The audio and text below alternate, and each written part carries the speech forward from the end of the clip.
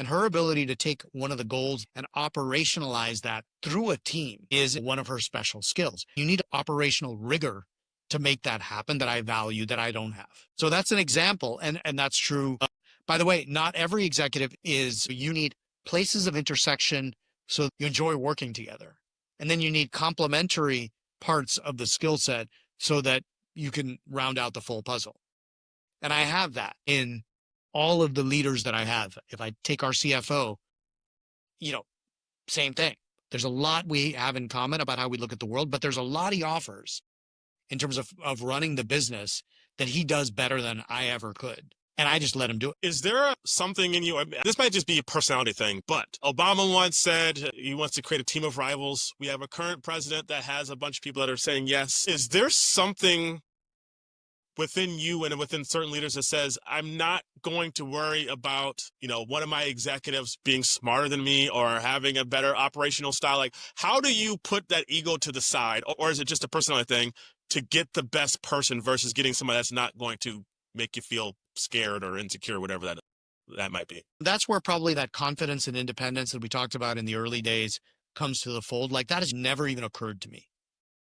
I'm always like, if I could find somebody that's great, who could take on something that I am currently doing poorly, or maybe even well, but can nail it, great. I have more founder time. It's not something that crosses my mind. That person might threaten me. And I have confidence in my ability to reach those people. I've never seen a situation where a leader comes in and I feel insecure or lacking in confidence. It might mean my job changes, but I welcome that. As CEO, you might have more surety. The board might say differently, but let's bring that down a couple levels. You're a senior manager or director. You're building a team.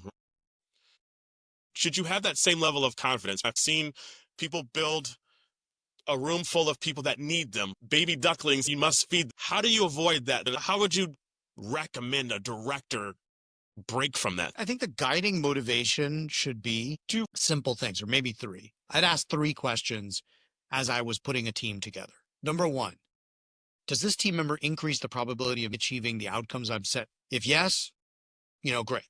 Number two, am I leading this team in such a way that it basically means that my boss doesn't have to do anything? Because those are the best people. The people that literally don't need their boss. Am I leading this team in such a way that I could be out of a job and we'd be good? Like, I've solved the problem, or I have the team member to take the problem. What happens to people who lead in those ways is they get unlimited opportunity. Instead of the mindset of scarcity, which is like, oh, this person might disempower me. Weirdly, the more you take this approach, the more people come to those individuals like, can you take on this? Pretty soon, they rise. That was my next question. Where do you see that? What happens next?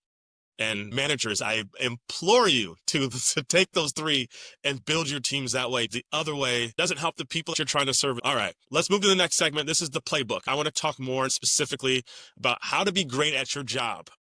This is for myself too, and that's the reason I started this podcast.